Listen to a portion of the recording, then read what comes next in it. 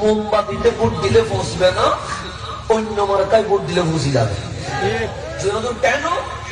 দুনিয়ার যে মার্কা আছে এগুলো দুনিয়া পর্যন্ত কবরে যাবে না, কিন্তু এখানে আমরা এমপিও যদি না হয়ে মোমবাতিতে সুন্নিয়তের যে প্রতীক আছে চেয়ার একটা, এগুলোতে ভোট দিলে অন্তত কবরে নবীরে দেখাইতে পারবে।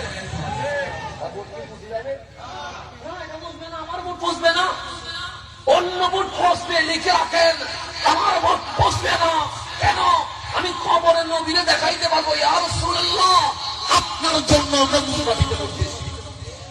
পারবেন না? হাসরে আল্লাহরে দেখাইতে পারবেন, পারবেন না? তো অন্য মার্কা ভোট দিয়ে দেখাইতে পারবেন? আল্লাহরে বলতে পারবেন না এই মার্কা ভোট দিয়েছিলাম, পারবেন?